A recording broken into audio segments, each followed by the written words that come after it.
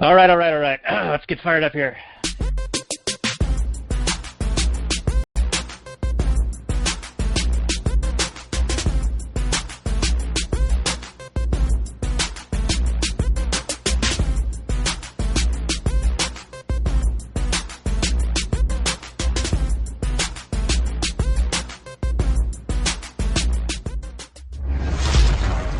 Maximum freedom. Read. Stay on target. Maximum freedom. Stay on target. Maximum freedom. Read Rothbard. Hello and welcome to the next episode of the Actual Anarchy podcast where we talk about movies from a Rothbardian anarcho-capitalist perspective. And today is a very controversial episode that you can find at actualanarchy.com/24.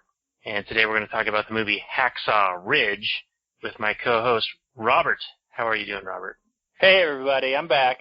We're doing a controversial thing, so if this isn't your cup of tea, if this is the wrong time of year to be talking about, you know, some shit about the troops and the horrors of war and you want to have fun, happy memories of this sort of thing, just turn this one off because, we'll try to be a little bit, balanced about it, but I don't like pulling punches, so, we're doing it. Hacksaw Ridge. Yeah, Hacksaw Ridge, and I just want to point out that anyone who's upset by this, just remember that you tell yourself that you are defending our freedoms, and even if you don't agree with what we have to say, that you defend our right to say it. So just remember that as we get into this, because we're going to get into some things that are not on the index card, so to speak. These are going to be some things that are very challenging to what you've probably been told if you were in the military, if you were even in schooling, if you were watching war movies or reading history books or watching the History Channel, Discovery, etc. We're going to talk about some things that don't really jive with all of that. Trigger warning, folks. But with that being said, I think that it will be a good episode. We're going to get into a lot of meaty issues, a lot of hearty fare here in a movie that I think was actually really good for the most part. It was well done. Mel Gibson came back. He's been a fairly good director for a number of years now. Braveheart was really good, and people were fans of Apocalypto, and now Hacksaw Ridge. It got really great reviews and things of that nature, and I feel like we have a lot to talk about. Yeah, do you have any housekeeping you would like to say, Robert? Negative. Let's just move it on. I'm sure you probably got a few things to say. Well, I do. So we run actualanarchy.com and readrothbard.com. We've got a bunch of projects going on right now. Some of them are super secret. We'll be sharing with you as we move along. Like I said, this show will be at actualanarchy.com/24. We've got Amazon links. We've got Professor Jameen throwing out some really good content. And we've also just got a new presentation on the philosophy of anarcho-capitalism that's going to be posting probably an episode every couple of days. There's 9 in total, so we posted 1 of the 9 so far. So look for those coming out. But the website's growing, and we're getting lots of good writers and content and a lot of commentary on there. There's a lot of comments. There's some people happy with what we're saying and some people not so happy with what we're saying. And, hey, there's no bad press, right? So, let us know what you think. Come at us, bro. Yeah, tell us what you feel. Give me all your emotional feels and all your emotional arguments. I don't care. Do it. So, Daniel, you got any more you want to get into this? Because I feel like we got a lot to talk about on this one. Yeah, why don't we just get into this? So this is Hacksaw Ridge. It came out just last year, and it got, like I said, really good reviews. The Rotten Tomatoes is 87%. 95% of Google users suggest this thing. They give it a thumbs up, a like versus dislike. And it says that this is the true story of Private First Class Desmond T. Doss, played by Andrew Garfield, who won the Congressional Medal of Honor despite refusing to bear arms during World War II on religious grounds.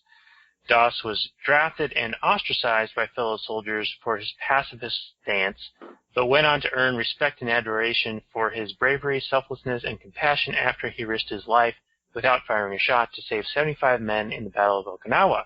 And that's the end of the description from Google, which I think this is the second time we've read this Google description and found some errors in it. Yeah, who's writing these Google descriptions? Because they're always wrong. If you didn't see the movie, you would say, okay, that sounds about right. But having just watched it a few hours ago, I mean, he was not drafted. He signed up. Yeah, they make a big deal about that.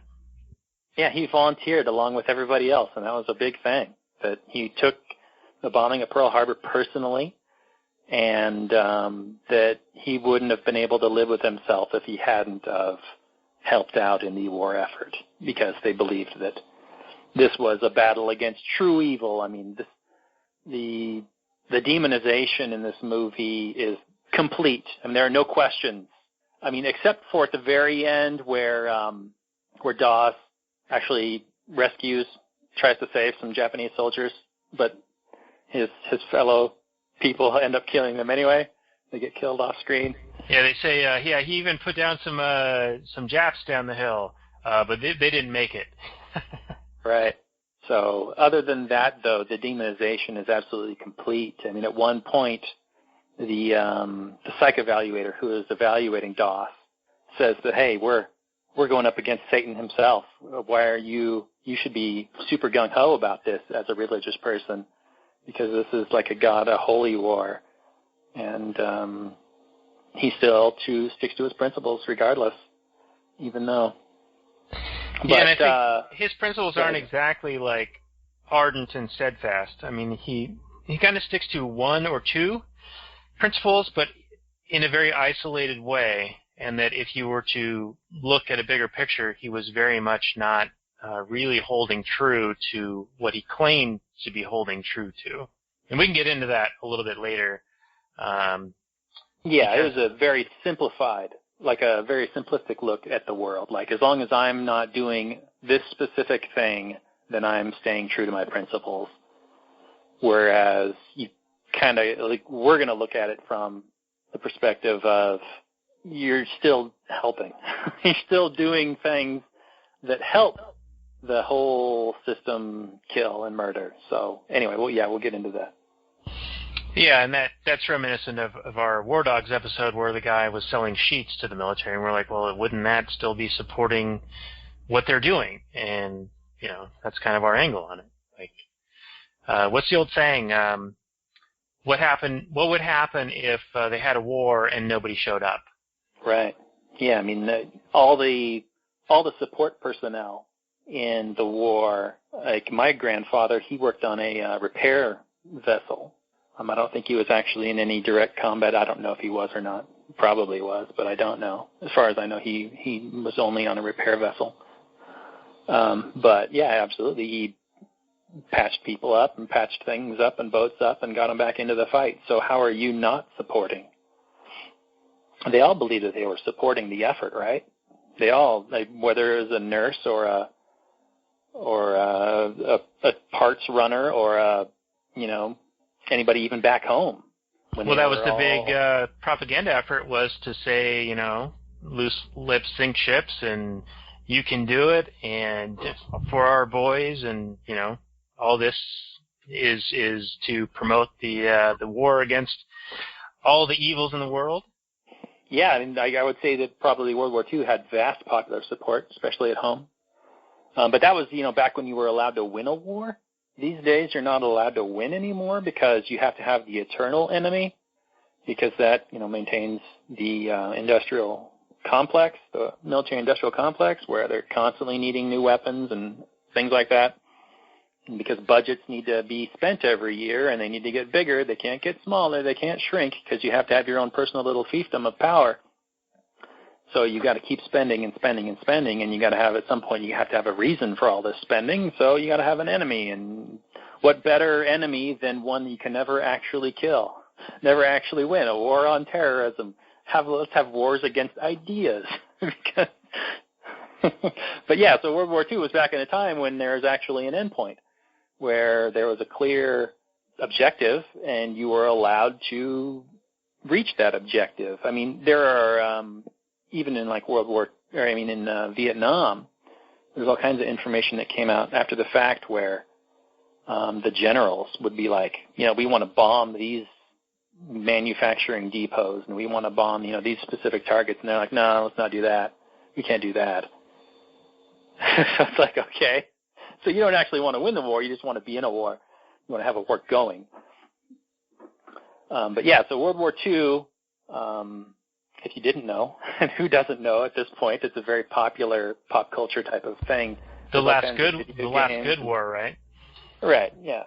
It's the last war against, for some reason, the last popular war, because they did a really good job of demonizing the enemy, and you'll see it in the movie. It's absolutely complete, like we said, where Hitler was this great evil, and, the Japanese were this great evil because they were the villains that bombed Pearl Harbor, when there's a lot of evidence that shows not only did we blockade and constrict all their resources, embargo all their resources, that they were essentially goaded into doing something, to joining the effort and whatnot, but that there's actually a lot of evidence to show that Roosevelt and others knew of the impending attack and did nothing to stop it, because they wanted this big display to anger the people and drum up popular support. And that's what governments do. If you don't do it yourself, you incite it, because you want this false flag. I mean,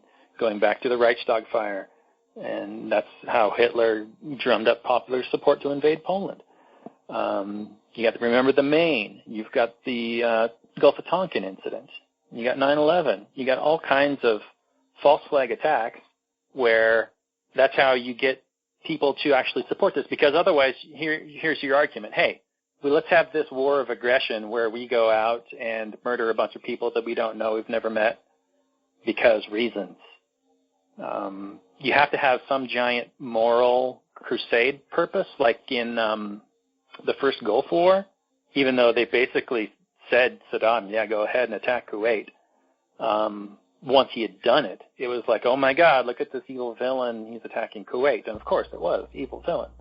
Right, but, and it was the babies in incubators getting thrown on the floor and all that stuff, and that was all false, that was all fake. Right, so it's, I mean, where did he get all those weapons? I mean, we sold them to him. Yeah, the Chappelle show is like, how do you know he had weapons of mass destruction? He says, we have the receipt. Yeah, exactly. So, and in the news recently, Donald Trump just sold like $1 billion in weapons to the Saudi government, and those people are some of the most terrific people on the planet, with all their human rights violations and how many people they behead and all kinds of things going on there. And I mean, just the cycle continues. I mean, but I'm kind of getting off the beaten track. The main point is that this is a big popular war, and it's all over video games and movies. And in my view, even though I hate it, war, that is, of course, mass murder, probably one of the greatest television series of all time, in my opinion, is Band of Brothers. Stephen Ambrose is a beast of a writer, and he was able to really capture that feeling of fighting not to kill the guy in front of you, but to protect the guy beside you. And that's really, governments really exploit that. They exploit the impulse of people to defend others and defend your tribe through these false flags. So, and then they demonize the enemy as like less than human or not human at all. And governments on both sides are doing it. So it's really just, these poor meat soldiers just smashing into each other, while the people at the top are sitting back and, moving chess pieces on a chessboard. Yeah, I've got a great Huxley quote, not to sidetrack you too much. No, go ahead. But he says, quote, "The most shocking fact about war is that its victims and its instruments are individual human beings, and that these individual human beings are condemned by the monstrous conventions of politics to murder or be murdered in quarrels not their own, end quote. And that's Aldous Huxley. Yeah. Absolutely. I mean, who has a personal grudge against some random German guy or some random Japanese guy? Nobody. Right, yeah, I guarantee you have more in common with the average person in another country than you do with your own politicians in your own country. Absolutely. And there's a good quote actually at the end of Band of Brothers where one of the soldiers, one of the real-life soldiers, was doing kind of like an interview after the fact to get kind of material for it. And he actually talks about how, you know, he was doing his job and the German was doing his job, and if they had met under different circumstances, they'd probably be friends, and they'd probably like to go out fishing or hunting or doing whatever. But here they were in this horrific situation, and they ended up killing each other. And, yeah, anyway. Yeah, it was. Series, if you haven't checked that out. It was a total demonization, and it even stemmed back in World War I, where the teaching of the German language in school was prohibited, and there were testimonies in Congress claiming that the domestic companies that brewed German beer, like Pabst and Anheuser-Busch and all these other German-sounding companies, were actually agents of evil and agents of the enemy. And that was one of the big pushes for prohibition, was a result of that, because it was to say that alcohol clouds men's minds. And so these German companies, or German people who moved here and then started companies, are making our fighting men weak by getting them drunk. And that was a big push for the banning of alcohol. Right. No, I didn't know that. That's interesting. And of course, there's all kinds of atrocities that take place at home. Like we have the Japanese internment, where government just rounded up thousands of people. There's a good book called Snow Falling on Cedars, which kind of details one person's story from one perspective about that. But yeah, tens of thousands of Japanese Americans were just rounded up and thrown, locked in prison until basically the war was over, because they were afraid that, they would do some sort of like domestic terrorism or whatever, or send secrets overwards. Yeah, and that was all based on where they were from, right? Where they were born. And of course, it's kind of a fun thing to think about, because there's this Trump travel ban on certain countries, right, that are primarily Muslim. And the left, of course, is all upset about this, claiming that it's a human right to travel. Human rights violation because of their religion or whatever. When in fact it's 6 countries that we happen to have military conflict with that have these bans, but some of the most populous Muslim countries, the highest percentage of Muslims, are not part of this ban. So it really isn't the key. The key factor is not the religion. The key factor is where they're coming from, and that there are hostilities in those areas. And they'll decry Trump for doing this, yet they revere FDR, who literally took people from their homes and put them into prison camps, into concentration camps. And he's their hero. Yeah. And that was because of their origin and who they were. So it's just kind of a weird thing, because they're likening Trump to doing the thing that FDR actually did, when Trump isn't really doing that. I mean, and again, we're no fans of Trump, right? Like, he does terrible shit. He's in charge of the most powerful and destructive force on the planet. But credit. He's the current head of the big mafia, right? Yeah. Yeah, but credit where credit is due, right? And if you're going to be pissed off at Trump for doing what he's doing, then you can't then revere FDR or Abraham Lincoln, because they did the same shit, if not worse. In fact, it was worse. It's far worse, yeah. But yeah, it's the left, to get upset about how things are said, not actually what gets done. I mean, Trump could be just continuing the policies of Obama, and he would get railed against. But well, we saw that, similar to how you have that great experiment of economic systems where you can compare countries of similar people and similar like history and ethic and whatever. So you had North and South Korea, and you had East and West Germany, and you could see this great division in the productivity and all of these things, all these factors, and it was this great natural experiment. Well, similarly to what you just said, you can have Trump doing the exact policies that Obama was doing, and now Trump will catch shit for it. But if you go back, rewind the tape just a little bit more, to go to what Bush was doing, and that's when the anti-war left was out in the streets protesting, and everything Bush did, GWB, was terrible and horrific, and he was the worst monster ever, and he was, a total moron.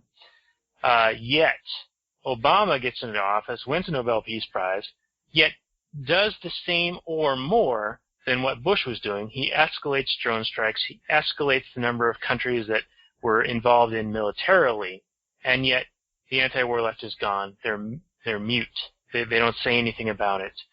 He claims that he's going to be standing up for whistleblowers who call out atrocities and missteps by government, and yet he went after Edward Snowden, and he went after Julian Assange, and he went after Chelsea Manning.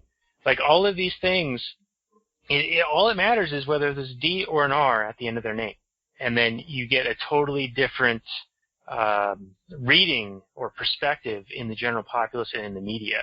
And it's really, really unfortunate. And so we're beating this horse to death, but, I think it's a good point to make. It's disgusting. It is. It's absolutely disgusting. It seems like there's a whole lot of tribalism that goes on when you say you're part of a team. Like, I'm a Democrat, and I'm not bad, so I'm sure this Democrat in office is just doing his best, doing the best he could. He's a good person. I mean, I had conversations with, our Dub, our good friend, Mr. Walker, and I asked him straight out, what do you think of Obama? And, I think he's a good guy. He's just doing the best he can. He's just, it's just these Republicans that are, won't let him get past what he wants to do and all this sort of thing. And it's like, he asked me what I thought he was, and I thought he was a mass murderer. Well, of course he's a mass murderer. What are you talking about? Of course, he's like the worst person in the world. I mean, if murder is bad and murder is wrong, here's a guy who's killed all kinds of people. Isn't that bad? No, he wears a blue tie, so it's fine. What? If you can't criticize your own team, oh my God. Okay. Anyway, let's talk about this movie, Daniel. Yeah, let's round it to the movie. I've got the Wikipedia up, and I could go through the plot there if that will be a good starting point for us. Yeah, I don't know how you want to do this one. I mean, it's kind of a movie in 2 acts, although the last act is, I don't know, just a big fight. So you go ahead, and then I'll add in where I think you're missing. All right, and this will just basically be verbatim on the wiki, and I will put this down at the show notes page, actualanarchy.com/24, the numbers 24. So it reads as thus: as a young boy, Desmond Doss nearly kills his younger brother Hal. This experience and his Seventh-day Adventist upbringing reinforced Desmond's belief in the commandment, "Thou shalt not kill." Years later, Doss takes an injured man to the hospital and meets a nurse, Dorothy, and the two begin a relationship, and he tells her of his interest in medical work. At the outbreak of World War II, Doss is motivated to enlist in the Army and intends to serve as a combat medic. His father, Tom, played by Hugo Weaving, a troubled World War I veteran, is deeply upset by the decision. Before leaving for Fort Jackson, he asks the nurse if she'll marry him. She says yes.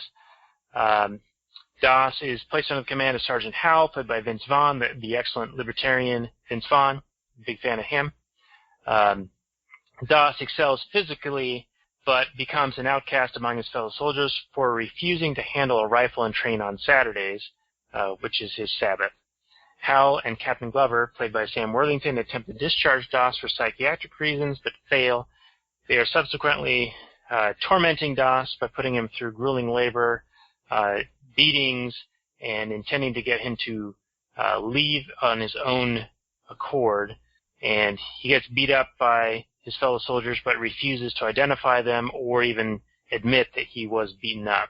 So I think that's enough to kind of get us started. There's a bit more, but we can chew on this for a bit and then move on. Okay. Well, let's go back to the beginning. So like you said, it starts off where Spider-Man is this little kid growing up in the Virginia mountains, and he's like kind of roughhousing with his brother in the front yard. And he takes like a rock and like brains the kid, and he's horrified. And the father, like Mr. Smith, Agent Smith, is like, well, I mean, which one should I whoop, I guess, because this is his parenting method. It's just like violence and attacking kids. And Garfield, he is like, well, I could take the whoopings and whatever. I mean, I hate this guy. But when he would beat our mother is when he really had an issue with it, and that's what kind of spurs his, kind of left out of that Wikipedia article is it's actually when he goes to kill, or basically he has a gun, and he's like hitting his mother, and Garfield comes out of his room and grabs the gun, and he's about to shoot his father in the face, and the father says, go ahead, pull the trigger. And Garfield later on says, in my heart, I actually did. And that's when I swore, and I made a promise to God that I wouldn't never pick up a gun, never touch a gun again, which he actually does touch a gun in the movie, but who cares? So yeah, it does, the events of his childhood really do take hold, and I wish, for a Christian nation, supposedly, even though more and more people are not religious, and I'm not religious, but supposedly a lot of people on the right especially like to say that we're like a Christian nation formed on Christian values, and we're not really, but most of the founding fathers were non-religious or whatever, but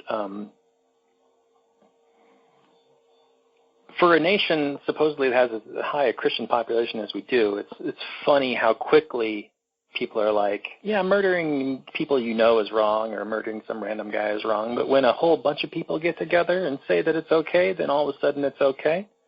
Yeah, you just change the name of it. You call it war instead of murder, just like you call it taxation instead of theft.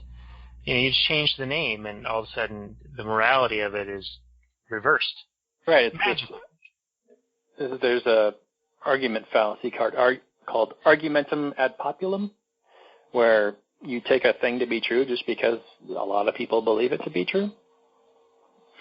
And it's used by like atheists a lot when religious people like to point out that, 95% of the world believes in some sort of an afterlife and some sort of a deity. Or 97% of climate scientists think that there's global warming or climate change, even though that's a very dubious calculation. Right, or 90% of the world, or 95% of the world believe, or 98% of the world believe in, government and states and that sort of thing, and think that they're good things. But just because a lot of people believe in a thing doesn't make it true. Right, and the Hugo Weaving character actually makes this distinction when Spider-Man tells him he signs up for the war. He's like, well, if everyone's jumping off a cliff, you're going to do it too? Yeah, there's a strong scene, because he's a former World War I vet, where he saw the mistakes of his youth, where he did something stupid and didn't realize what he was actually ever there fighting for, but he saw all his friends butchered and murdered and didn't want the same for his children. And so he tried to instill in them, whatever. I mean, he didn't do a great job parenting, obviously. He's beating the shit out of them and whatever, but he does adamantly oppose. He doesn't physically stop them. I mean, they're grown men that can choose what they want to do, but he does absolutely oppose them entering the war, and he tries to convince them to not do it. And there's a great scene where his Spider-Man's brother shows up wearing a uniform, and Weaving talks about how that's a really pretty uniform. Make sure you don't get shot, in the chest where he's going to ruin that pretty uniform, because that'd be a shame. So when you get murdered and get buried, well, keep that uniform nice and clean. And just to point out for everyone, we're referring to Andrew Garfield as Spider-Man because he played Spider-Man in a few movies, The Return of the Amazing Spider-Man or something like that. This is after Tobey Maguire, right? So, yeah, if this is your first episode ever listening to, I like to refer to characters and actors by, like, their famous franchises. So I call Vince Vaughn, I call him Swingers, because I was like, even though that was a million years ago, but I still think of him as the Swingers guy sometimes. And his strongest work, I think. Yeah, he's still super great back in that movie. And then Hugo Weaving is either Agent Smith or his, like, Lord of the Rings character, I forget his name. And yeah, Andrew Garfield is in The Amazing Spider-Man. Which is the defunct Sony reboot, but it's getting redone now with Spider-Man Homecoming, which is a different actor, Tom Holland. But anyway, yeah, so they're main franchises. Who cares? So where were we? We're saying Vince Vaughn's a libertarian. That's right. But the brother, I mean, we're talking about really religious people who believe in thou shalt not kill. And like I was saying, that's right, that's what I was talking about. I was talking about how the majority of Christians in this country, if they would actually follow what they believe, supposedly, that would be great. And it's shown in this movie where the brother is like the super religious Seventh-day Adventists. They're like, don't eat meat, they don't work on the Sabbath. They really are some strict Christians. And even he says, well, quote, it's not killing in a war, even though the mother's like, what about, God's commandment not to kill? And he's like, well, it's not killing in a war, clearly. A bunch of people say it's not, so it's not. Right, how very Stalin, right? Like, a single death is a tragedy, but a million is a statistic. Yeah, it just loses all meaning, right? I mean, it's just a number now.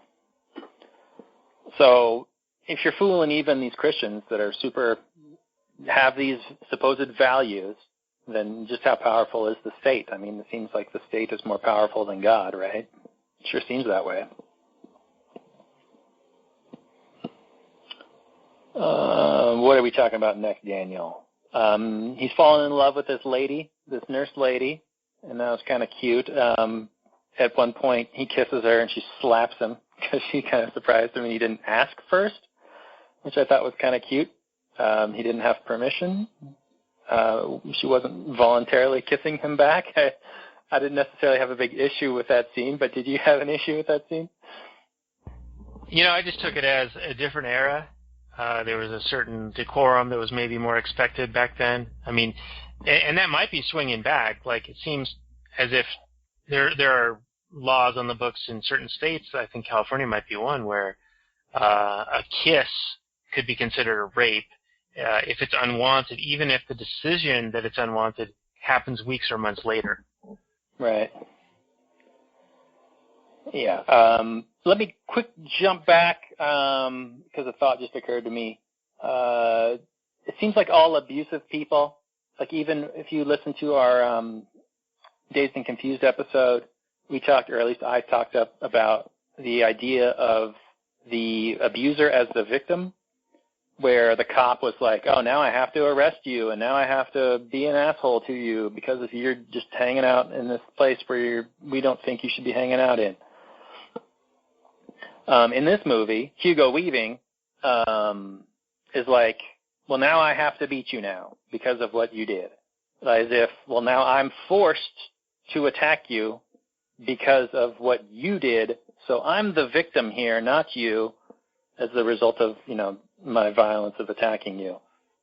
And it's this really twisted psychology where you're always the good guy in the story, and you can't be seen as this evil villain attacking people. You actually have a good reason, because this guy's making you do it. You don't want to do it, but you have to attack somebody.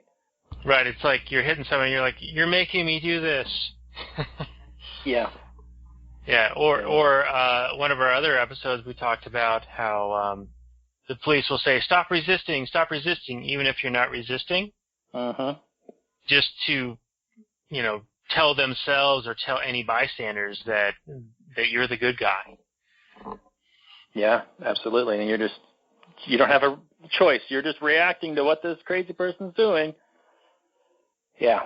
It's really twisted, but I understand the psychological aspects of it. You always want to be the good guy, so you always have some either ex post facto justification or on-the-spot justification for it, or previous.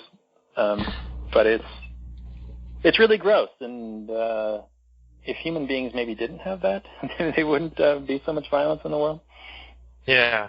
Hey, so before we move on, and I don't want to belabor this point because it's very early in the movie, but when they are fighting in the front lawn as children, and the father does say, well, you know, the wife's like, why don't you stop him? He's like, well, I'm going to wait for one of them to win so I can just, you know, whoop on the winner rather than whooping on them both.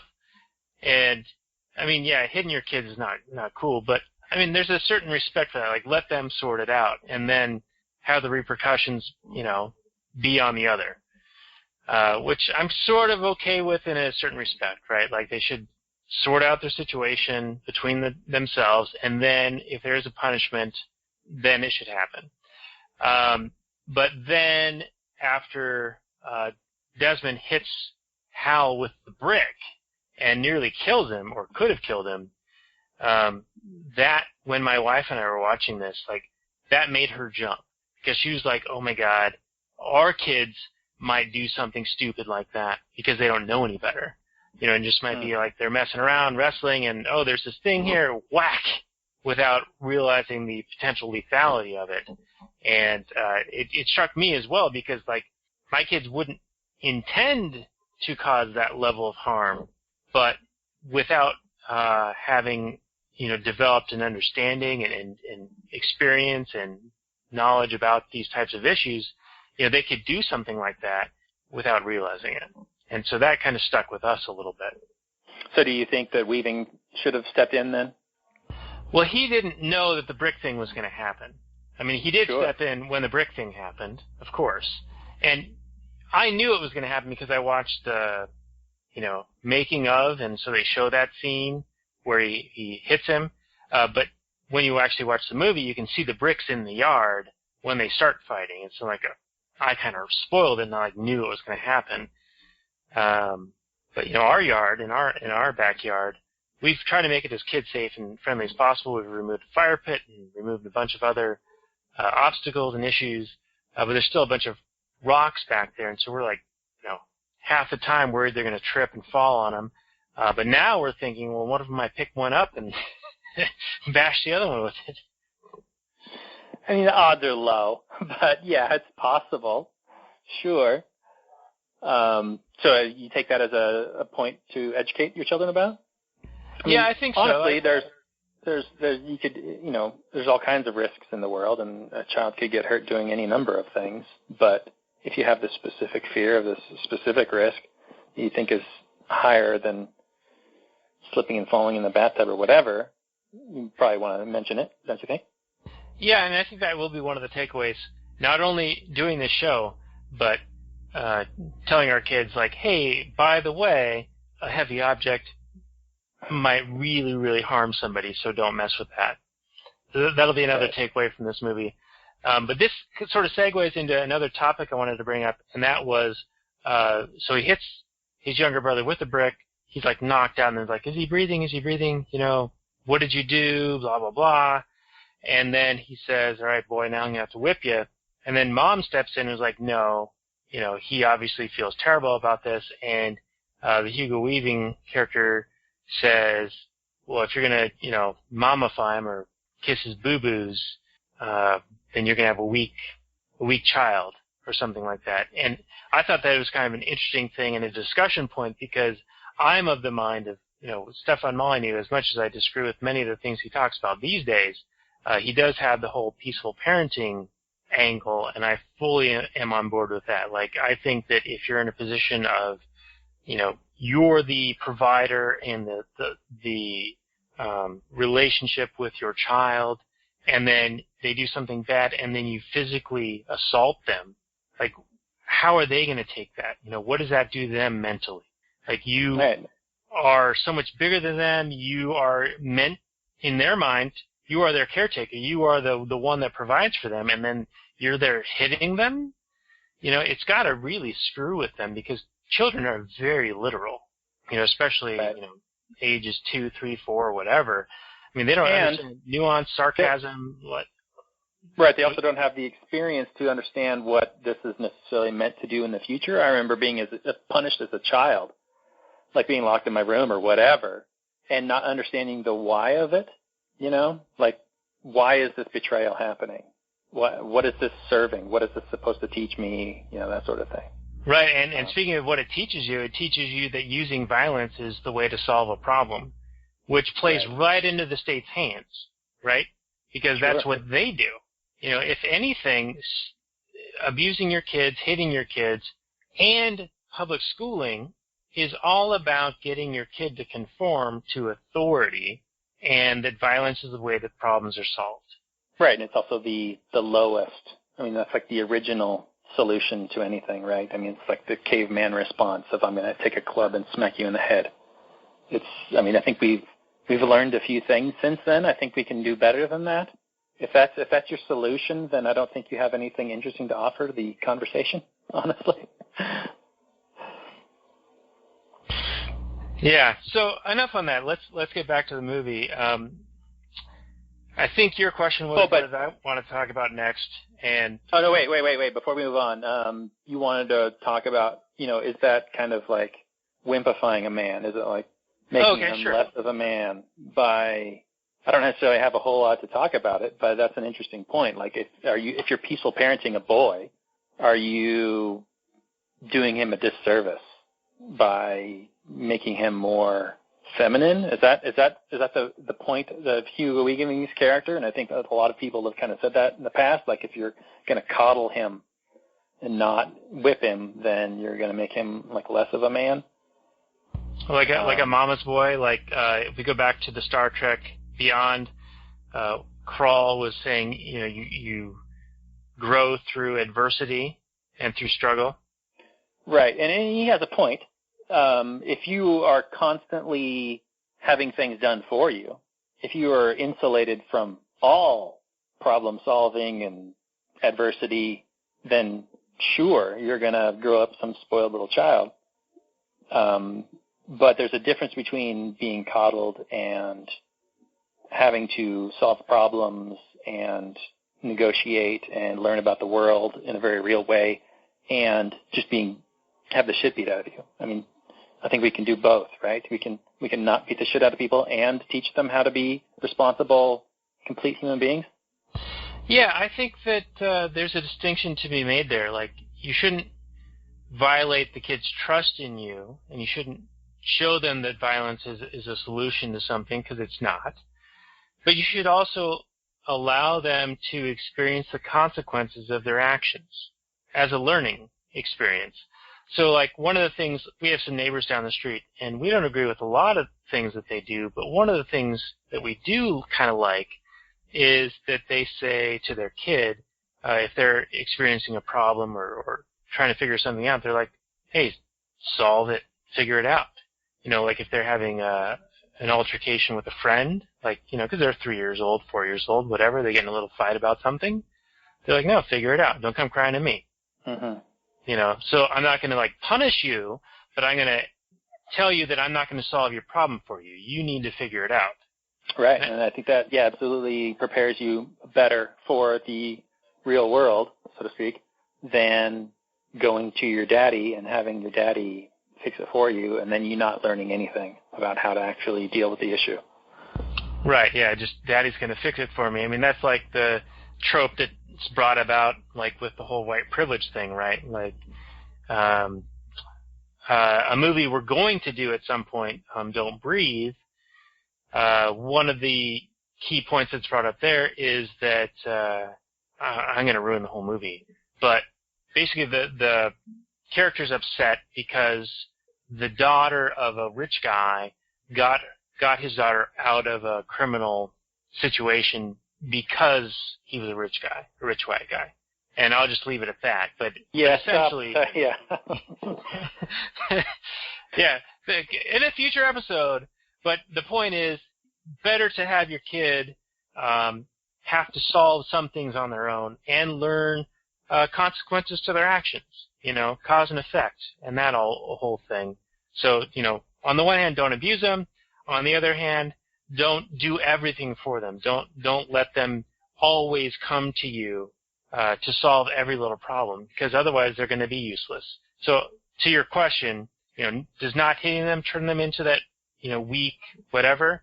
No, I think it's the doing everything for them that might do that. But not hitting them, all that does is not psychologically destroy them. You know, Right. like Steph talks about how the prevalence of drug use and all these other issues are, 2, 3, 4 times the amount of people who have not been abused as children. And it's because, or the theory is, the hypothesis is that these kids have this portion of their psyche shattered, and so they're seeking a feeling of safety and warmth and comfort that they didn't get from their parents, and so they're seeking it out through drugs or other activities, and it makes a lot of sense when he presents it. He does do a lot of good work on that, and I would recommend some of his older stuff for that kind of content for anybody listening. He makes a compelling argument in that sense, and it's certainly, from my philosophy's point of view, it makes complete sense in that you want to reduce the amount of violence in the world, and violence is circular.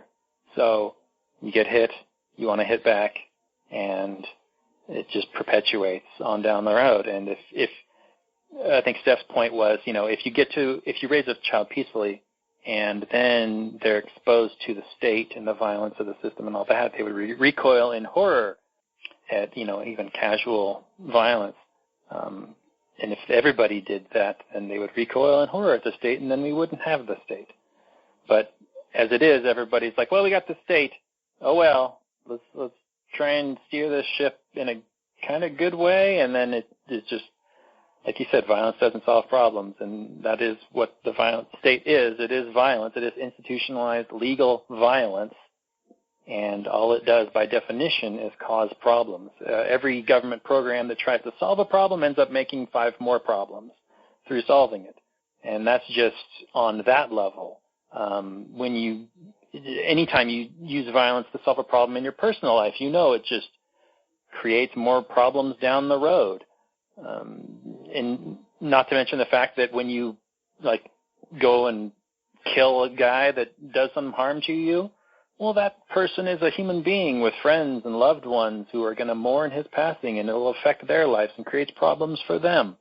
So by definition, when you use violence to solve a problem, it creates more. Yeah, and Okay. the only problem that violence can solve is the problem of violence initiated against you. Like, self-defense is legitimate. So it's not, don't be, this totally benign pacifist, right? If somebody's threatening your life, then yes, defend yourself, and that's totally legit. Yeah, and that's interesting because in the movie, I think he made the point that he was a complete pacifist, and that if someone came at him with a gun, he wouldn't do anything to stop him.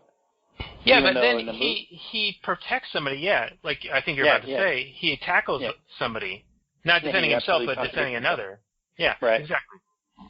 Right. So he's not consistent in that sense. Or at least he has ideals that he doesn't necessarily live up to. So anyway, yeah, he absolutely does fight with several Japanese soldiers throughout the movie, or towards the end of the movie. Not a lot. He's mostly doing just dragging bodies out of this battle and trying to keep people alive.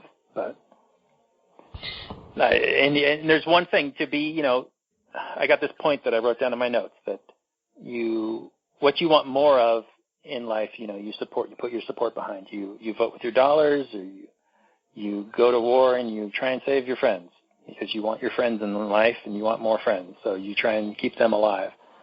But by doing so, you're also inadvertently perhaps support the war effort, and there you're going to get more war. If all wars were just these horrific things where everybody was negatively affected horrifically, and maybe, you wouldn't get a war in that generation.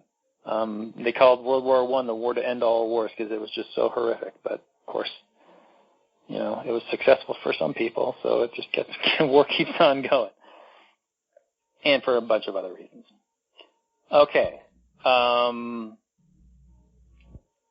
Let's get to where he basically shows up at boot camp And as your Google Play description said, that he was drafted, but he was absolutely not. I don't think anybody was drafted in World War II. Like if there was, I'm totally ignorant of the fact. What did happen was right after Pearl Harbor, tens of thousands of men enlisted all over the place, and they had all kinds of troops to throw at battle after battle all over the planet.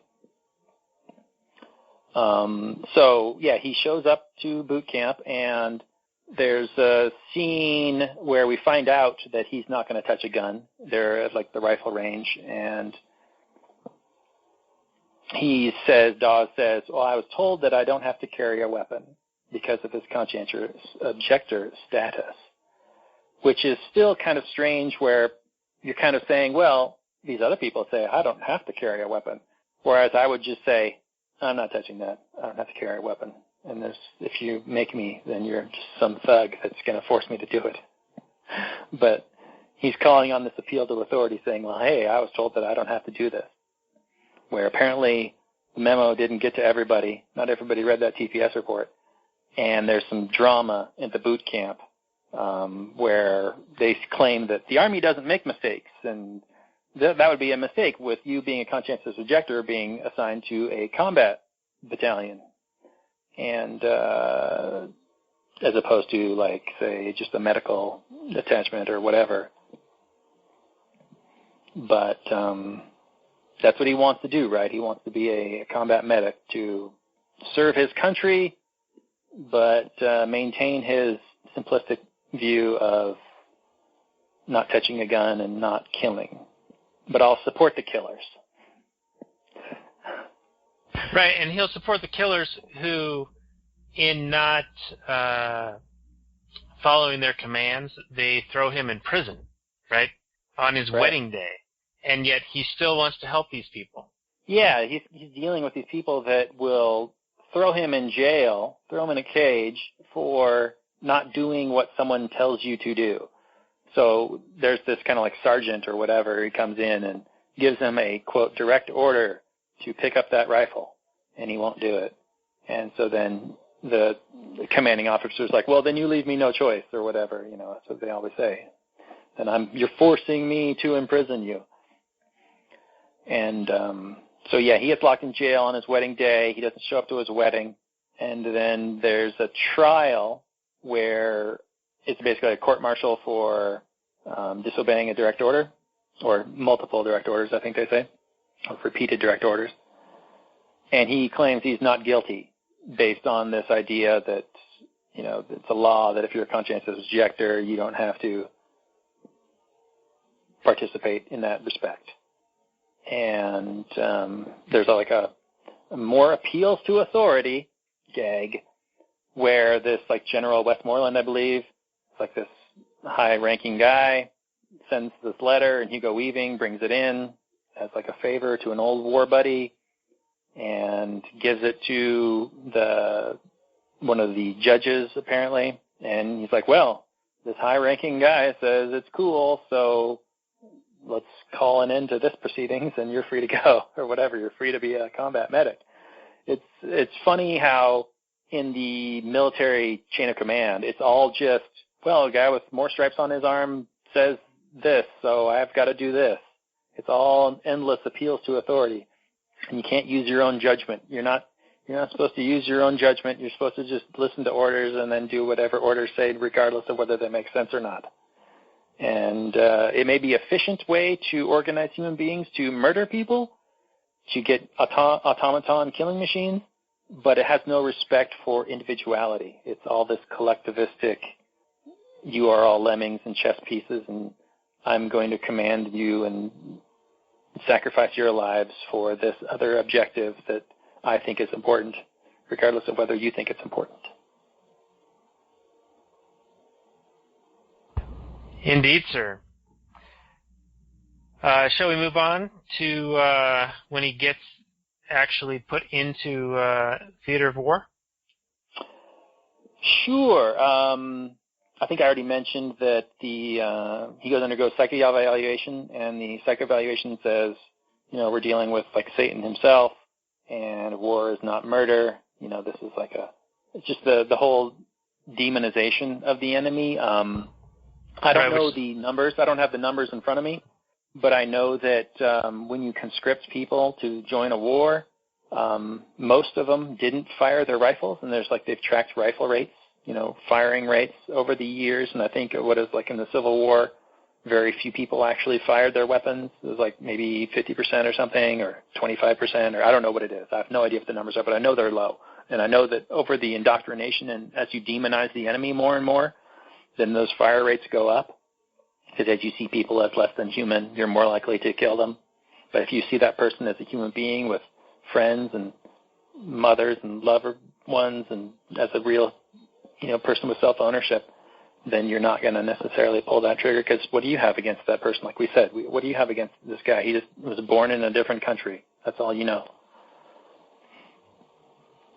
Yeah, they definitely demonized the Japanese in the war propaganda, and the posters and the films and all of those things, and they were doing that back in World War I and all throughout history. Yeah, the first goal is to make your opponent less than human, right? Subhuman. And Orwell gets into this in 1984, where he says all the war propaganda, all the screaming and lies and hatred comes invariably from people who are not fighting. War is peace, freedom is slavery, and ignorance is strength. Oh. Now, did you think it was legitimate? The big concern by Swingers and by Avatar was that Dawes would weigh them down. He would be a liability on the battlefield. They say at one point a unit is no better than its weakest member, and that Dawes would be the weakest member, the weak link, and that he may get somebody killed because he's not also shooting a gun. Do you think there's some legitimacy to that? Because I could see their point, kind of. If you're depending on the man next to you to do his job, and this guy's not going to do it, he's just like an empty uniform. It turns out, of course, he's doing his own job amazingly. But if a guy's not going to, if it's a life and death situation and somebody's coming at you with a gun and he's not going to pull a trigger, then he could get you killed. Do you think that they were in any way justified in what they did to try and drum him out of the Army when they found out that, it's a combat medic and blah, blah, blah? You mean with assaulting him or giving him, terrible duty and things like that? Like trying to get him to quit? Obviously, I'm against the assault, but do you think they have a point by saying that you're a weak link and you might be a liability and you might get somebody killed? I've never been a fan of this argument, we're only as strong as our weakest link. I don't think that is necessarily true, because if you think about it, if your weakest link would be the first one to break, then it would, that's of course assuming that it's this connected structure. But let's say it's independent structures and there's a weak member and, they're the first to be killed off. Well, then they're no longer the weakest link, they're gone, right? Yeah, it's a terrible argument that fails on multiple levels, because there's always a weak link. There's always somebody who's the weakest. So right, it's not equality. There's no egalitarianism when it comes to this stuff. Right, all those soldiers were not equal. There's always going to be somebody who was the weak link. So, it might be somebody that didn't have the greatest eyesight or the best trigger control or whatever. Or the worst timing or luck. Right. It's war, the best guy might get shot first. Who knows? Yeah, and this movie does do a good job of showing just the chaos. I'm sure it's played up for Hollywood effect, right? So, but this battle that's portrayed in the movie was very much a chaotic affair. It's not like the olden days of war where there's regiments and regimented lockstep soldiers and we're going to stand in this formation and we're going to shoot at you and whatever. It's very much people running around, finding cover where they could, shooting where they could, and just bombs and bullets flying everywhere. And yeah, it doesn't matter what your training is or how strong you are or how smart you are. If you got caught by some random bullet, you're caught by a random bullet, and then that's all she wrote. It's a wrap. So yeah, weak link argument fails on multiple levels. But I could see their point of view in a sense. Not that I support their argument, but I could see where they're coming from. Yeah, I think that they should have been more accepting of someone who's going to be a medic and not carrying a weapon. Because it's not like he was failing physicality. Like, he wasn't going to not be able to keep up and things of that nature. No, he was like the first. He won the obstacle course, so he was in prime condition. Right, even after getting kicked in the face by the one dude.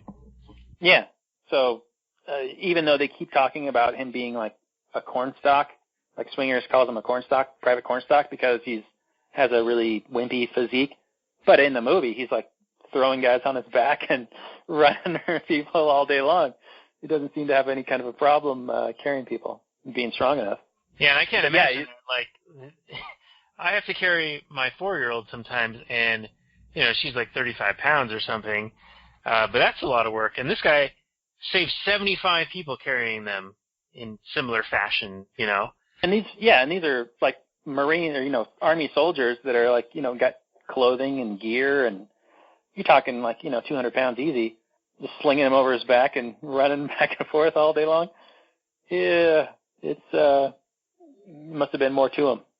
Yeah, and I got to give props to the guy for what he did. I mean, I don't think he was necessarily consistent in his principles, though I like that they argue that he had principles and that they're important. I think that is something that most people don't have, you know, present company excluded, listeners. I hope if you listen to us that you do have some principles, or if you don't, that you will soon. But you know, the guy did do some incredible stuff in very difficult circumstances. So Absolutely. And I don't want to take that away from him at all. Like, he was very impressive in what he was accomplishing. Right, and he was the first conscientious objector to win the Medal of Honor. I mean, that's no small feat. But at one point in the movie, they complain, the other people, like as you say, he's trying to live up to his principles. You know, I would say that the majority of those people were probably Christians, but yet here they say that he was flaunting his morality at them by saying, oh, thou shalt not kill, so I'm not going to kill, so I'm not going to grab a gun. And I just want to make the point that this is what government does all the time. It's constantly forcing people to go against their own conscience. And so even though he had a simplistic take and his principles were rather short-sighted in my view, he absolutely stuck to his own conscience. And for that, it's absolutely admirable. Yeah, you know, most don't. Yeah, and I don't know if you intended to go this far with it, but I would argue that government and any intervention they do in any aspect of anyone's life is an attempt to get them to stray from what they would choose to do otherwise on a voluntary basis. So, like, taxing them means that they can no longer choose to do with that portion of their money to satisfy their wants and needs and desires. Everyone has a value scale where they take care of their most important needs first and then work their way down.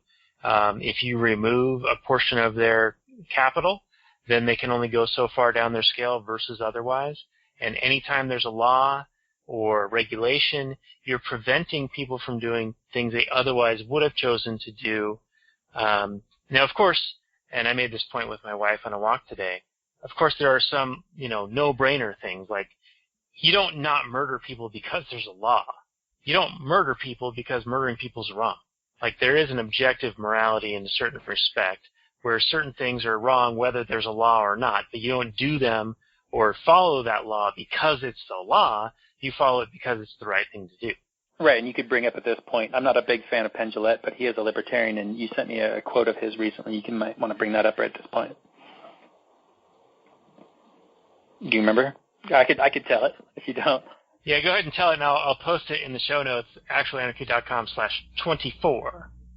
Oh, okay. So people sometimes complain that, well, without a state, people would just run around and rape and murder, and without, you know, laws and that sort of thing. And that's kind of an argument that religious people use against atheists. Well, you just want to do all these terrible things.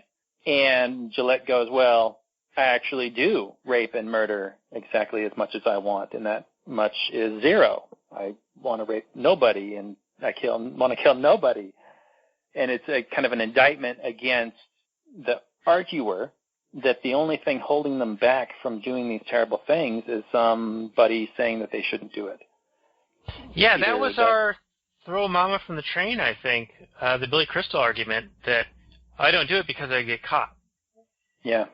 Right? And we had issue with that. We're like, no, you don't do it because it's the wrong thing to do. Like, right. The punishment isn't necessarily the only thing holding people back. Right. It's that argument that, yeah, with anarchy, it would just be chaos and whatever. It's like, no, there are social norms in place. There's all kinds of incentives to cooperate and not to just go out and slaughter and murder people. It seems to be a really disingenuous argument that these people make. They say, well, the state's stopping everybody from being at everybody's throats all the time, and that's why we need it. Well, no. Either you're telling me that the only thing stopping you from murdering everybody is threat of punishment by some guy who's going to lock you in a cage. Well, even under anarchy, there would probably be some kind of punishment. But barring that, there's still a whole bunch of reasons to not rape and murder and all those things. Because who wants to hang out with a rapist and a murderer? And who wants to do business with a rapist and a murderer? And who would be happy with their child being a rapist and a murderer? And who would be happy with their husband or wife being a rapist and a murderer? Or their child being a rapist and a murderer? There's so much societal pressure. And I would argue that there's a whole bunch of rape and murder because families break down, because drugs and alcohol, because of violence, because of government, like we talked about in the Dazed and Confused episode and how you just talked about with the peaceful parenting. Government is a poisoner, and we don't know all the far-reaching effects that its tendrils reach out into, and it's like that ripple butterfly effect. You know, you try and solve a problem with violence, and 2 weeks later a building explodes or whatever. It's this poisonous thing that happens to everybody. I mean, we're all poisoned. We all are by this horrific thing, and without it, you don't know what the world would look like and how much more peaceful and how much less murder and rape there would be if everybody was treated with respect and wasn't locked in a cage for having a plant or any number of things. I mean, if you ever watched like Making a Murderer, I haven't seen it, but there are a number of shows where, a kid will get caught with a plant, and due to some mandatory minimum sentencing or whatever, some angry judge, somebody else's judgment, you get locked in a cage. And what do you do in prison? You get hanged out with a bunch of rapists and murderers and hardcore criminals. They call prisons crime schools because that's what they are. So you go to prison, crime school, and you come out a hardcore criminal. Surprise, surprise. The recidivism rate is ridiculous because prisons are not reform places. They are crime schools. When you solve problems with violence, it creates more violence. It's a circle. And its effects are far-reaching, and we're just all poisoned. Yeah, and that reminds me of our Breakfast Club discussion, because I think our guest Drake was bringing up the idea that prisons and schools, there's very little really difference between them, and like you said, in prison they're going to learn from other criminals how to be even better criminals, and that school is another situation where people are forced to be somewhere they don't want to be, and they're interacting with people who also don't want to be there, and so that's maybe a contributing factor to why you see school shootings and things of that nature, because of that kind of top-down control and the authoritarianism. Yeah, it's hard to know. It's impossible to know. I mean, it's so many moving parts, right? It's just an infinite number of variables, but we do know that government is toxic, and it's a cancer, and we got to cut it out. So we've been going for a fair number of minutes here, so I think we need to get back to the movie a little bit. I'm going to go read through the next couple of portions of the wiki, if that's okay with you, and then we can start doing some more discussion. No, it's not okay. Yes, of course, go. All right. So after the basic training where he gets court-martialed on his wedding day and all those things, and then he gets exonerated, and then he does marry his wife, Dorothy, he ends up getting deployed to the Pacific Theater with the 77th Infantry Division in the Battle of Okinawa. And Doss's unit is informed that they are to relieve the 96th Infantry Division which was tasked with ascending and securing the Maeda Escarpment, which was nicknamed Hacksaw Ridge. In the initial fight, both sides sustained heavy losses. Doss successfully saved several soldiers, including those with severe injuries. The Americans stay the night on the escarpment, and Doss stays in a foxhole with one of his bunkmates, Smitty, a squad mate who was the first one to call him a coward. Doss reveals that his aversion to holding firearms stems not only from his religious beliefs, but also from nearly killing his drunken father, which you had mentioned before, who had threatened his mother with a gun. Smitty apologizes for doubting his courage, and the two make amends. The next morning, the Japanese launch a massive counterattack, driving the Americans off the escarpment, and Smitty is killed. And let's start discussing from that point. And I just want to bring up that when they show the faces of the 96th Infantry Division leaving as Doss's division is coming in to relieve them, that was the most telling moment for me, because you could see that, 100-yard stare, the vacant look in their eyes, the totally beaten down emotionally character of each of the surviving members of that division as they were driving through. And that was the most hard-hitting thing for me in the movie, even though there was a whole bunch of gore and a whole bunch of violence and destruction. But it was the looks on those guys' faces. Yeah, just complete defeat. There's a scene also like that, and I'm sure it happened a bunch of times in war when you're relieving a division and one division's reinforcing another, taking over. There's a scene in Band of Brothers where that happens too, when they're going into Bastogne, First Airborne, I think they're called 101st Airborne, is relieving, I forget who. But yeah, they're actually walking, single file, like you're like high-fiving after a softball game, walking right next, along as the other guys are going the other direction. And you're just seeing the looks of horror and dejection and absolute misery as you're going to this place where they just were. And that's got to be absolutely horrifying. So at this point, maybe we should talk about whether you think this is a pro or a anti-war movie, because this is like one of the few times, there's, like you said, there's all this violence and chaos and horror and blood and guts in the battle. But yeah, the only real anti-war aspects would be like the scene you just described, and then the few times, it's repeatedly said throughout the movie that killing is wrong, thou shalt not kill. But it's also said in the movie that it's not killing in a war. So for you, was this movie at all, and I know the answer, but for the listeners, was this movie, fair and balanced? Was it a pro-war movie? Was it an anti-war movie? What do you think? Well, I hope I can remember how to say what I had said to you before we started recording. But a lot of the critics said that this was a very strong anti-war film, but I tend to disagree. And like you said, there are some moments where you do see the horrors of war. You see the violence and the destruction.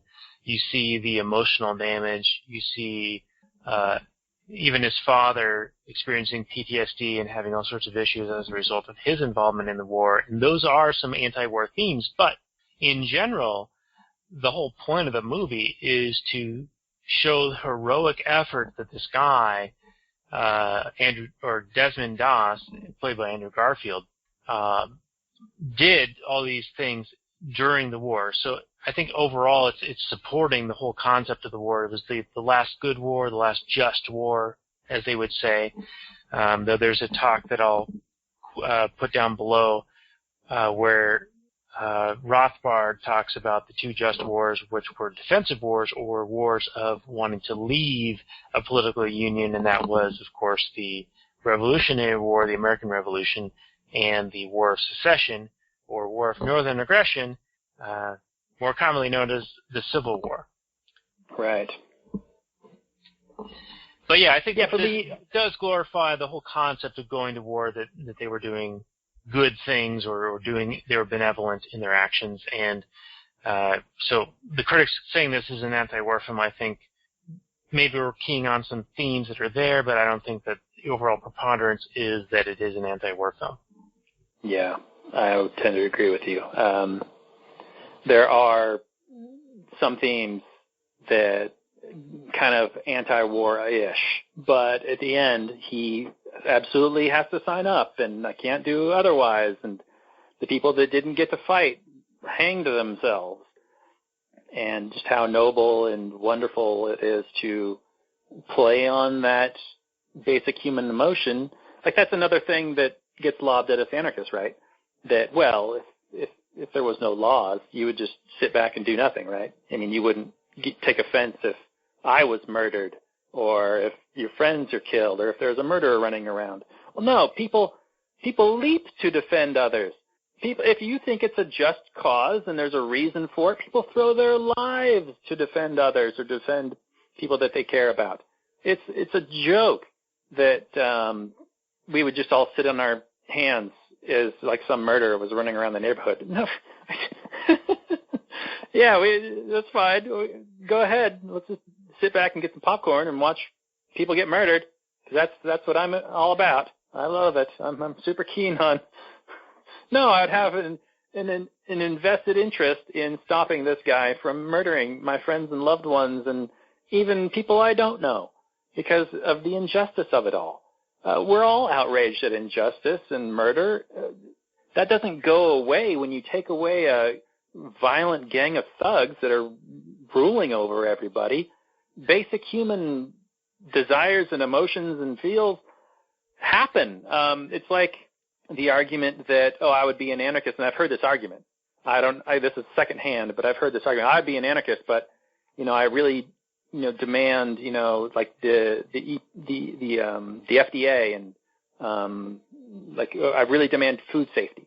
As if there's one thing that people won't put up with is unsafe food. I mean, we absolutely demand safe food. We throw a fit when there's any kind of a hazard. Like, companies will recall millions of dollars in produce and products out of the fear that there might be some contamination in them because people demand safe food.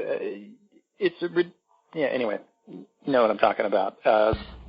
When there's a people out of, fear of bad press, like companies don't want their products to kill people. You don't want to kill your customers, one. This is why people are so afraid of the tyranny of corporations and companies. Well, those are voluntary things. If the company is doing something terrible, you don't support it. You stop buying their products. So companies will recall vast amounts of product to avoid that potential.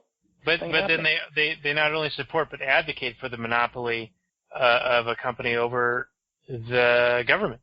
Right. Like you change the word company to government, and all of a sudden everything's fine. All of a sudden monopolies are good. Yeah. Yeah. It makes no sense. It's a mind trick. It's a Jedi mind trick, and it's really effective. Yeah, because propaganda is effective. A government's going to run on a bureaucratic and political system versus a company that's going to operate primarily on a market system. I mean, of course, if there's collusion with government, they're going to get protection and licensure and permits and other issues to stifle competition, but they are at least seeking on some level to provide a good or a service to a consumer that's going to satisfy their needs and wants and desires. Whereas with government, it's more along the lines of, well, you vote for us every couple of years, but other than that, we get to do whatever the fuck we want, and we will make promises during the campaign, but we will immediately break them right after. Right. And, all the incentives are to grow government. All the incentives are, you're making laws, and you got to have people to enforce those laws. And there are constantly, you need more of a budget, and you're failing forward, and all those reasons, all those good reasons. Do we have a whole lot? The rest of my notes for this movie are Avatar leads the men in, stepping over bodies, shooting starts, lots of dead, some Rambo action. Dawes saves Smitty by jumping on a Japanese soldier. Saves the guy with no legs. He saves Lieutenant Dan. Smoke for cover. Satchel charge blows bunker. Hand-to-hand fighting. Rats are eating the dead. It's kind of like blow by blow, there's not a whole lot to mention except for at the very end of the movie, and I'm sure I don't want to like step on any issues you want to talk about, but at the very end of the movie, Avatar, played by Sam Worthington, he's like this captain or colonel, I don't know, whatever. And after they've realized that Doss has been saving all these people, and he's like this big hero, and he's gone from zero to hero, right? He's like the GOAT, and now he's the greatest of all time. So now he is the GOAT. He goes from the GOAT to being the GOAT, yeah. Exactly. And he gives them this speech where he goes, I don't know, it's like a pep talk or whatever. It seemed like a very movie speech that definitely didn't happen. But he goes, these men, we got to go back up to Hacksaw tomorrow. And these men, you're so inspiring, they're not going to go up without you. And I know you've been through a lot, but we need you up there. And it's like, really? They're not going to go up without you? No, they're going to go up as soon as you order them to go up, because that's what they do. When you threaten people with an order, that's what they do. So, yeah, that was kind of ridiculous. But then they go up, and there's this glorious murder montage of all this violence and whatnot. And maybe there's some more to talk about with the Japanese. They had a very much, Japanese culture is very different. They're very much all about like honor and duty, and if you're defeated in battle, it's very shameful. So the Japanese, even up into World War II, and back in the samurai days, they did it.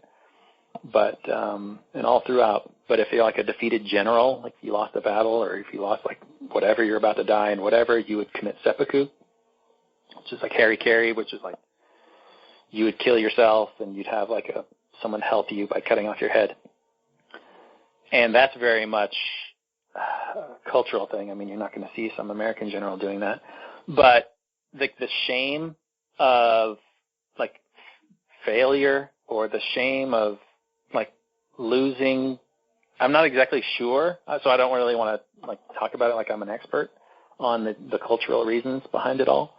But it's very much tied to duty and honor.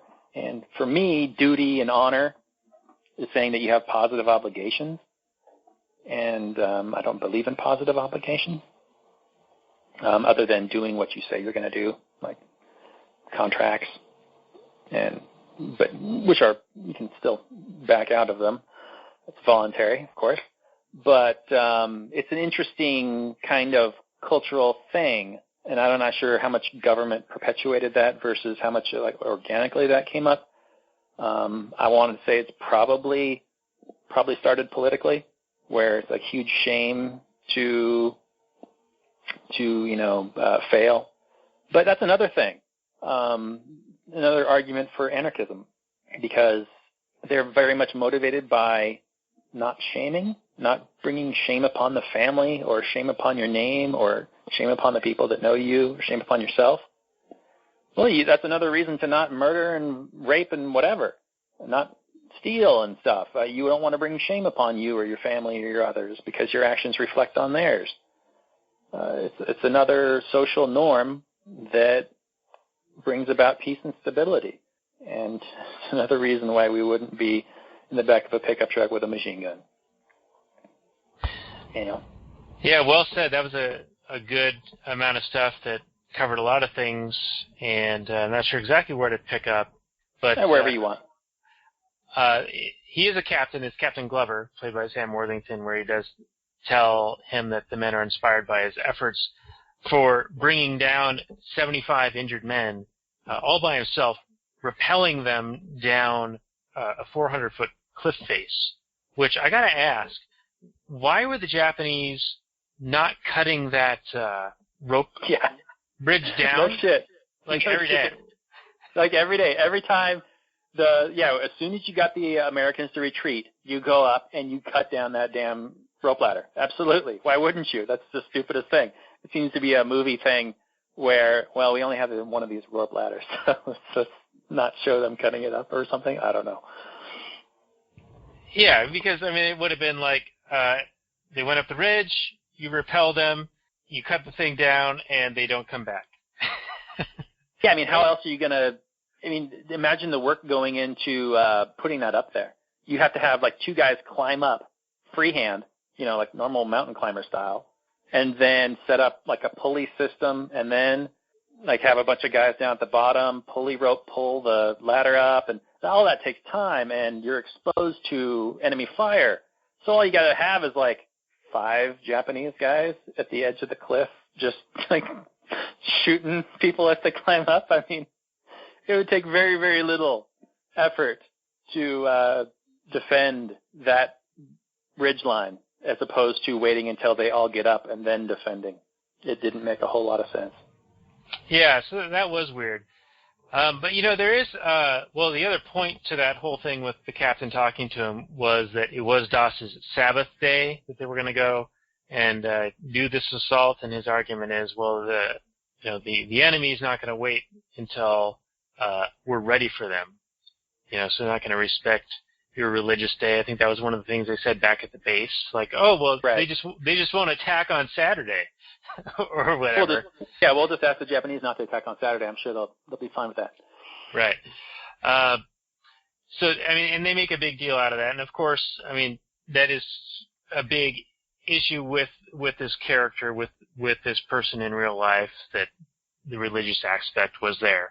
But they make him overcoming that be a big component of their story here.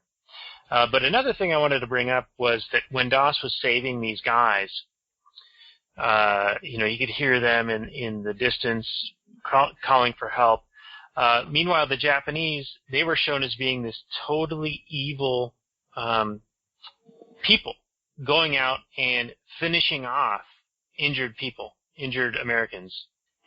Right, but that's a standard, I mean, that would be a standard thing to do by any army. Is it though? Isn't that considered a war crime? No. I mean, well, in the movie, like, the Americans went off and stabbed, you know, the wounded Japanese guy that Doss was trying to save. But just not on the scale. I mean, if the positions had been reversed, I guarantee you the American soldiers would have been doing the exact same thing. Yeah, didn't they do that in Band of Brothers or maybe another World War II, like, European theater movie? Probably, like in Thin Red Line or something like that. Yeah, they took all these German soldiers, and then all of a sudden they don't have any German soldiers. Oh, yeah, that was in, Band of Brothers, after their, on, like, one of the first combat days after D-Day. Yeah, their Private Spears or Corporal Spears or whoever his rank is, there's a story going that he's got some German workers, and he walks up to them and hands them all a cigarette, and then he pulls out his machine gun and mows them all down. So, yeah, I mean, throughout history, there's always been, you know, whether they only took prisoners in as much as it was convenient for them. You know, American soldiers were taken captive when, like, an entire regiment would, you know, surrender. And then, you know, you'd be stuck in some kind of a POW camp where the conditions are just absolutely horrible. And you're also dependent upon the amount of food that the Germans have left to feed, you know, you as a prisoner, even though there's, like, you know, basic humanity and conventions of war or what have you. But you're talking about a losing power, right? You're talking about the Germans who are losing the war, and they're going to feed themselves first. So how much food they have left over to feed you is not great. So I don't know how much is straight up, you know, torture versus just, hey, we don't have the food. Yeah, I think, I don't know if, I mean, you saw that as a very, like, evil thing. I would agree with you. I mean, you're going around stabbing and murdering people, of course. But from a tactical perspective, I think that was something that all armies do all the time. Well, I think from a storytelling perspective, it was a device to make the enemy like the ultimate evil. Whereas, even though the Americans did the same thing to the Japanese soldiers that Doss repelled down, they sort of do that off camera. They're just sort of right. like, oh, they didn't make it. Whereas they're showing the Japanese soldiers going around stabbing, killing, murdering helpless, defenseless people. I mean, granted, some of them, do shoot back and kill some of the Japanese soldiers. But I just feel like if, in the media they say equal time to like both sides of an issue, which of course is totally bizarre and nonsensical. But the amount of screen time given to the Japanese murdering injured people versus Americans killing injured people is so disproportionate. Even though the whole entire thing that's happening is the Americans are assaulting and the Japanese are defending, right? This is taking place on Okinawa, Japanese homeland. What are you doing there, Americans? But you are attacking, right? You are initiating the violence. Fair. But yeah, you're right. It does happen off screen, the Americans killing the whatevers. But in the defense of the filmmaker, Mel Gibson, or whatever his name is, for a dramatic scene, it worked pretty well because you've got Doss running around without a gun, and he's kind of like trying to sneak away these injured men under threat of these Japanese rovers. Now, it should be said that Avatar wanted to stop what's allowing Doss to just kind of unfetteredly run around the battlefield and grabbing these injured soldiers is the naval artillery bombardment that's just offshore, and they're just shelling the shit out of this area. And Doss, not only is he running around in like enemy territory, he's also could have been blown up by his own friendly fire, right? Right, and how many of their own people did they kill doing this, right? Like, Doss happened to not get hit by this, but, I mean, there were people all over the place that he could have saved that got shelled. Absolutely. So then Worthington calls off that bombardment, and so then so that allows the Japanese to go out into the battlefield and then finish off the American soldiers. But then that creates a dramatic tension for Doss. Now he has, the Japanese to contend with, where before he didn't. He just had the bombs to contend with. So from a dramatic standpoint, it works for me because it creates tension for the Doss character running around and having to avoid the Japanese patrols, essentially. I mean, I see your point on, basically showing the Japanese as like this evil force, and I would agree. It's just like the U.S. media ignores all the raping and the killing that the U.S. soldiers do. I mean, soldiers have raped and killed and done horrible things. When you read in the Bible or in any history book about how some army razed a city, that's setting fire to everything, raping whoever you want, and killing whoever you want, and then stealing everything that's not nailed down that you can carry. I mean, it's a horrific thing. And then you're talking about, God, sends so-and-so to raise, so-and-so city. And it's like, oh my shit. Well, okay. Yeah, that's the whole Sherman's March to the Sea, right?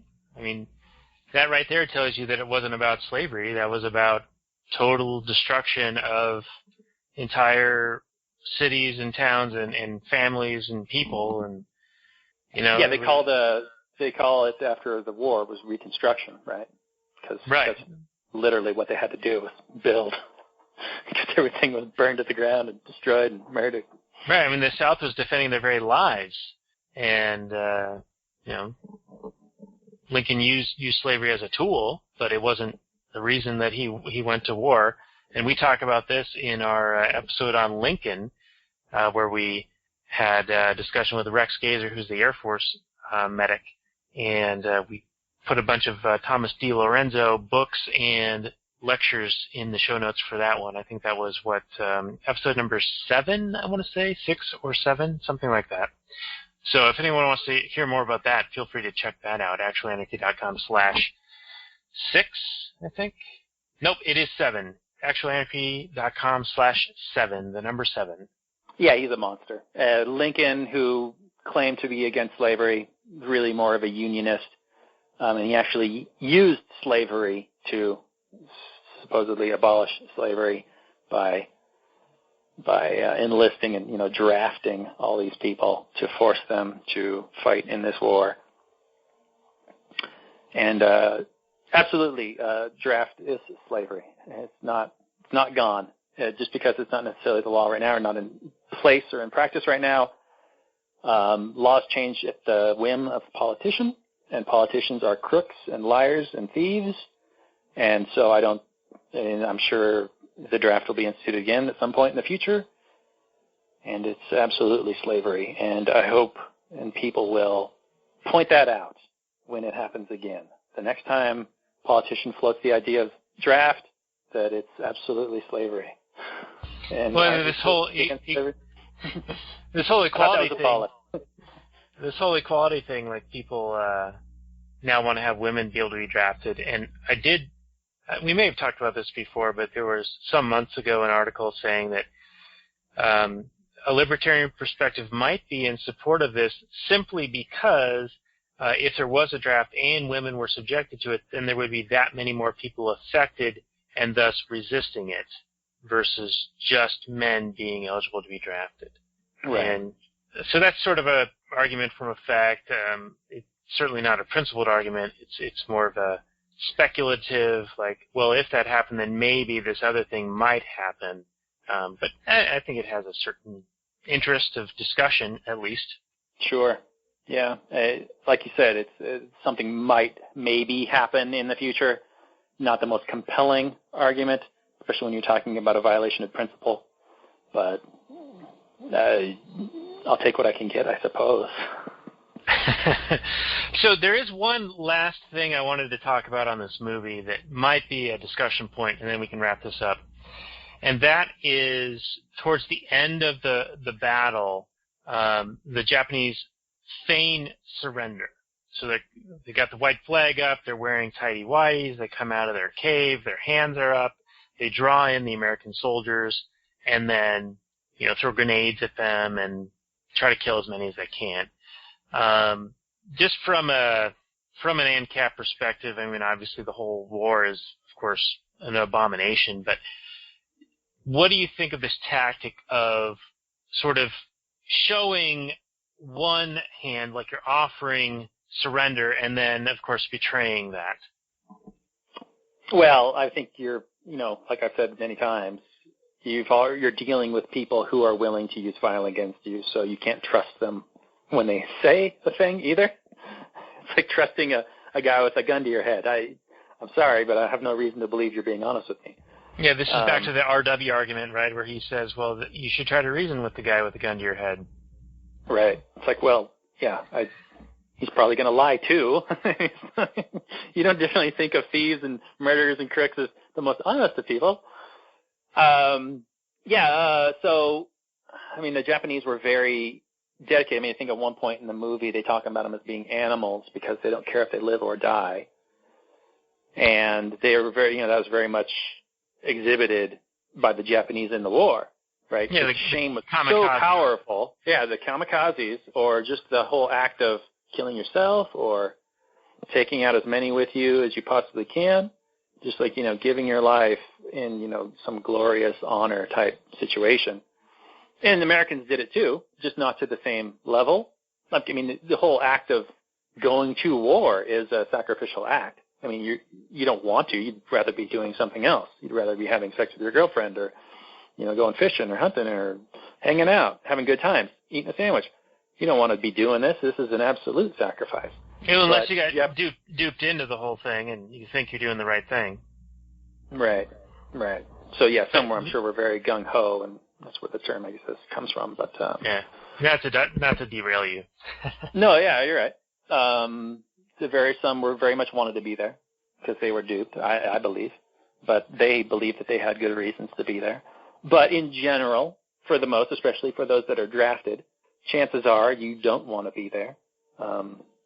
And so that it's very much a sacrifice to risk your life.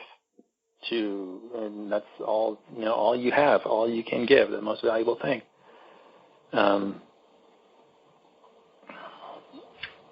And now I am losing my train of thought. But yeah, so the Japanese, when they would kamikaze or suicide themselves and, It's just a slightly more of a level, I suppose. I mean, they even make a point in the movie that, the real heroes are buried over there, like the ones who gave their lives. So they're the true heroes, the ones that actually, gave all they had. But everybody gives some of what they have. Nobody comes back from war the same person they left. Most people are traumatized. They have PTSD. They've done horrible things. They've seen horrible things. Everybody is changed by it. You see horrors that you never thought you would see. And I'm not talking from experience. I'm just talking from what people have said. But, I think it'd be silly to say, unbelievable, these Japanese, they said they were going to surrender, and then they didn't. Those sneaky devils. Can you believe it? I think it's absolutely par for the course, and I think it's a perfect strategy if you intend to kill yourself and you hate your enemy so much, and I'm taking you with me. Sorry. That's what it's going to be. Yeah, in modern times, it's the suicide bombers. I guess that would be the terrorists and whatnot. But yeah, it's they weaponized the surrender, right? They kamikazed, they drew people in, and then took out as many as they could. Yeah, I mean, it's a dick move, no doubt. But total dick move. But all of war is a dick move, so it's just par for the course. You can't expect them to all of a sudden be honest and honorable at the end when you're dealing with someone that, thinks you're the devil. And they did a good job demonizing, Americans too. So, I mean, like the Japanese, they're so dedicated. I mean, I think this is quite famous, but I'll repeat it here, is that they were Japanese people like 20 and 30 years later living in just some island, just not knowing that the war was over, or not believing it was over, or not believing that Japan had lost or whatever. Just continuing on the fight, because that's all you know. You're super dedicated. Well, that was part of the premise of Kong, Skull Island, right? Which was our episode 13, actualanarchy.com/13. Wasn't the John C. Reilly character a downed fighter pilot, and his former enemy who became his friend was a World War II pilot, and they were trapped on the island together? Yep. And then they got shot down at the very beginning, and they became friends, and then, Reilly didn't know that the war had ended. I mean, he had no way off the island himself, but, yeah. Yeah, that was it. Look at us referencing all of our prior work. We're so good. Yeah, we've done things. All right, so let's wrap this one up. We barely even talked about Doss bringing down all these guys and how he did it, but I mean, watch the movie. It is a good movie, and Mel Gibson does a great job directing, and I think Andrew Garfield, Vince Vaughn, and all the other characters are played very well. But the most amazing thing to me is that this guy goes in and saves all these people, which the bizarre thing is they're all running into this meat grinder, and then he picks up some pieces and puts them down this hill, only so that they can go and do it again. It's kind of bizarre. But the fact that he survived this whole thing and went on to live a long life, he died at the age of 87. He got awarded the Medal of Honor by Harry Truman, and then lived out his days. So, the fact that he made it through all this is kind of an amazing feat. Yeah, I mean, a lot of people survived the war, but a lot more. I don't know the ratio. I forget if the U.S. had like 1 million troops or 500,000, or I forget how many hundreds of thousands that we put into battle, but then like around 50,000 died. So your odds are like 1 in 6, maybe 1 in 8 didn't make it back. But he did absolutely. I mean, 75 people in like 2 days. It's crazy. 75 people. I don't know if the movie was shot at the same place that the actual battle took place. If that was the same. I assume that they probably did some scouting or tried to get some kind of close to what it actually looked like or whatever. But if those proportions are correct and he was actually lowering the people down that far, and it's a tremendous amount of effort to go through 75 different times to go drag under threat of enemy fire and your own bombs, and to, just drag person after person after person after person 75 times all night long Oh man, yeah, it's amazing that he did that. All right, so 2 points. Number one, this movie, they all had magic guns that never ran out of bullets, because I did not once see them reload anything. He also seemed to have unlimited morphine, because he would go around to all these guys like, oh, here's some morphine, buddy. Here's some morphine. Stay with me. I got you. That was his line, yeah. Although, to be fair, I mean, we're talking about the first day of battle, the very first battle, coming in with fresh supplies and whatnot. If you watch like Band of Brothers, they start running low on like day like 52, or day like 100, something like that, when they're just scrounging for anything, trying to get any kind of supplies. So I give him a kind of a pass on that. Although the reloading thing did kind of bother me. You never see anybody like Vince Vaughn has this like submachine gun that if you pull the trigger on one of those submachine guns, they hold like 32 rounds. You pull that trigger for more than about 4 or 5 seconds, and that clip is empty. And he's just shooting at the whole battle. Never once see him reload. It is fairly ridiculous. And then everybody else is holding like the M1 Garand rifle, which I believe it has like a 6 or 7 round magazine. And yeah, you never see them reloading those either. So it is fairly ridiculous. Although I understand from a movie perspective, you don't want to kind of like take a pause and show them reloading. But it's actually, I think it increases the tension if you show them reloading, because you're hurriedly trying to reload so you can get back to shooting, so you might not get killed. So yeah, it was kind of ridiculous. Yeah, and then there's one other thing that I'll mention, and I know this is towards the end of the episode, so if you have made it this far and not seen this movie yet, but intend to watch this movie, I implore you, do not watch the behind the scenes before watching the movie. I made that mistake. And so many of the scenes in the movie were ruined for me, not only in that I saw portions of them prior, like the brick on his brother's head, but also I saw where they shot the battle scenes, and that it was just a very small area in which they placed cameras, and they had a berm so you couldn't see the idyllic Australian landscape beyond.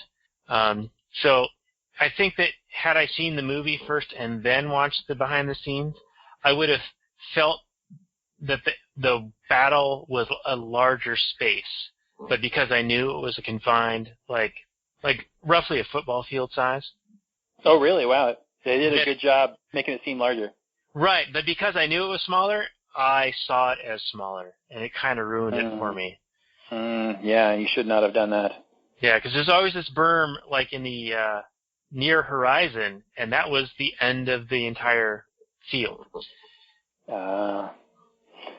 No, they did a good job. I mean, with all the smoke and the haze of battle and whatnot, it seemed like it was fine. Or they would like kind of blur out the background or whatever, kind of do some depth of field stuff. But it's definitely, I didn't know that, so I'm glad I saw it before you said that, because he did a good job. I'm surprised they settled on an area that small in the first place. I mean, generally a Hollywood movie, it had like a budget of like I don't know how many millions of dollars they had budget, but you do a fair amount of scouting, and I'm sure they looked for, a place with like the cliff that they wanted, but you could also shoot those in 2 different places. You could have the cliff scene shot in one spot and then have the battle scene shot in some other spot, and just have like a bigger area, but it definitely gave the impression of a larger area in my mind. All right, so we're talking about the budget. Would you believe if I told you $40 million? Well, it depends on usually the biggest expense is like big name actor salary. And Sam Worthington, I don't think he made any money. Like when he was in Avatar, he was like a nobody.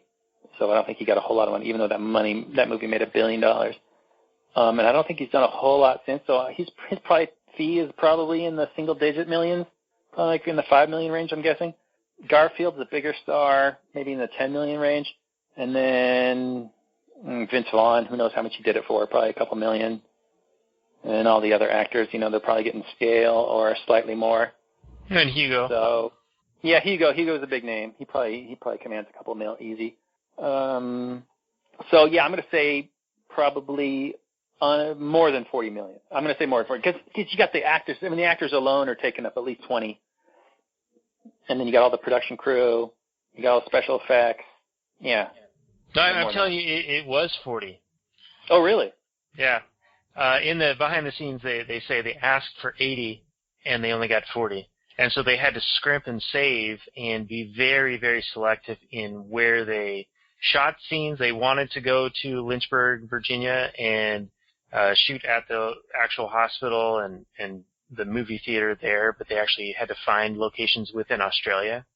And they had to qualify for government grants and tax incentives, and they had to have a certain number of Australian-born actors. And did you know that Mel Gibson, I always thought that he was an Australian guy. No, he's American.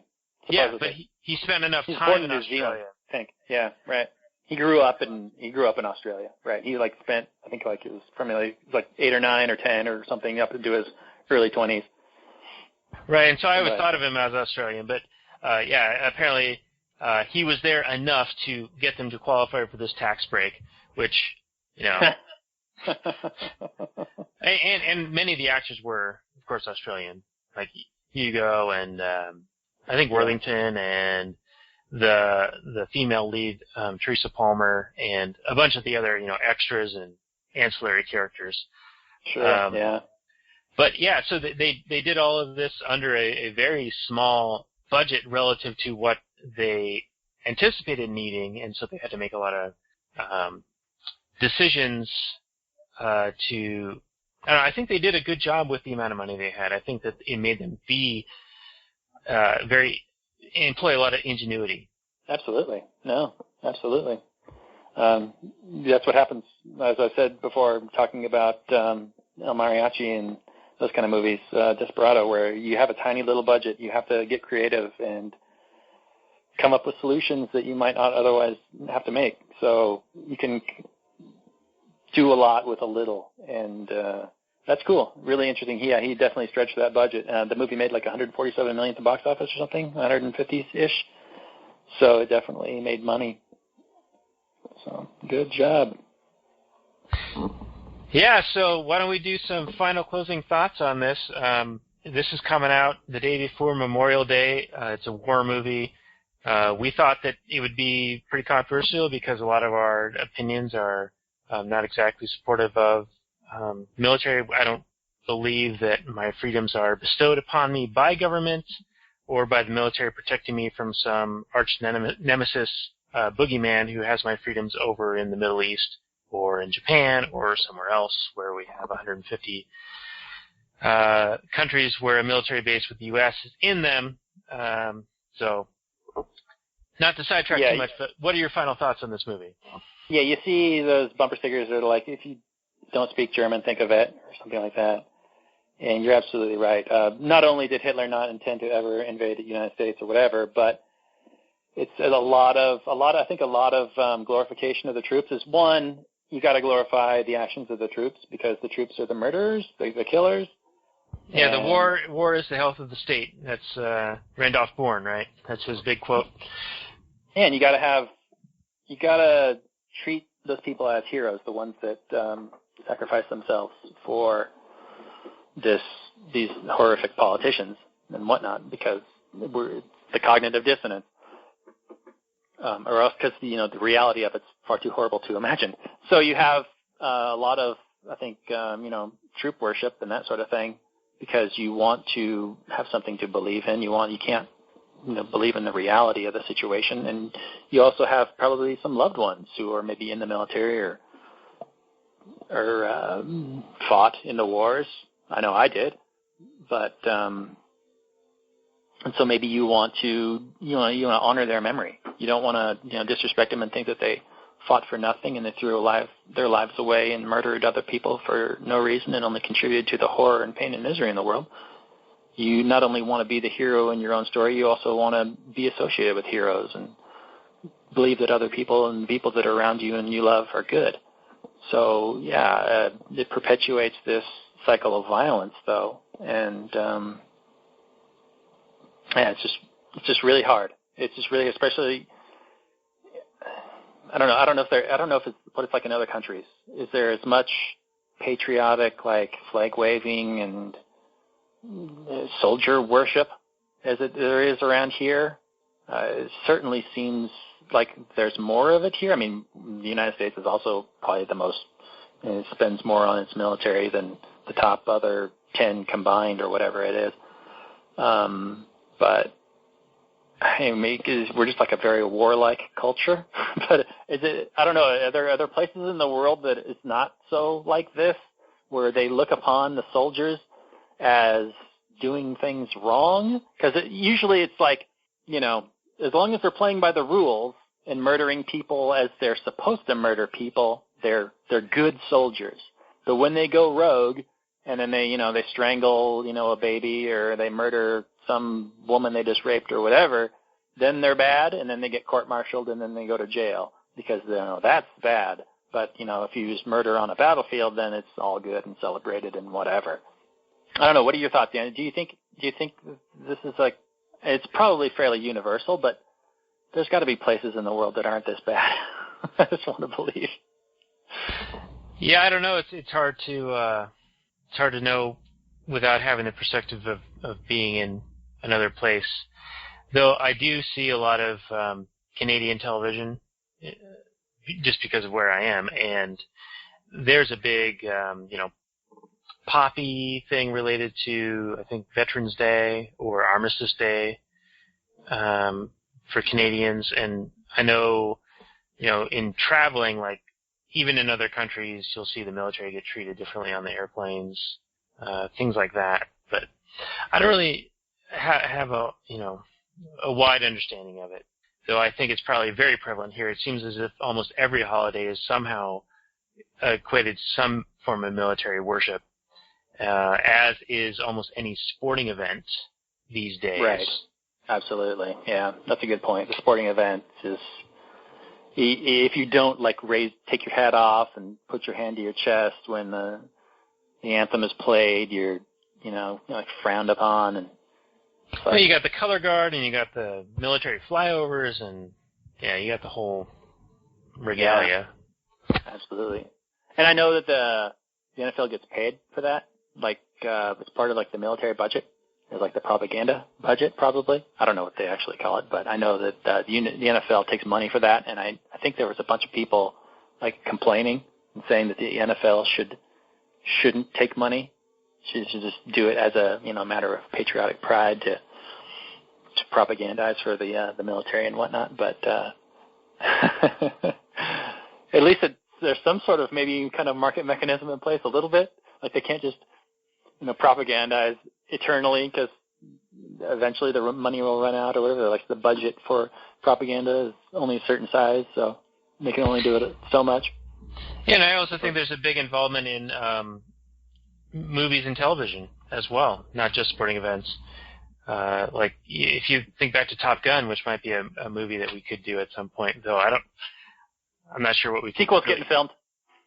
I don't really know what we could analyze from a Rothbardian anarcho-capitalist perspective, but I know that there was a lot of military involvement with that film being made, a lot of cooperation from the military, and it was at the end viewed as one of the biggest and most successful recruiting vehicles that they could have ever imagined. Yeah, and Hollywood has a huge hand-in-hand role with the government. I don't know if you're familiar, but I think I've mentioned it in the past, Michael Bay.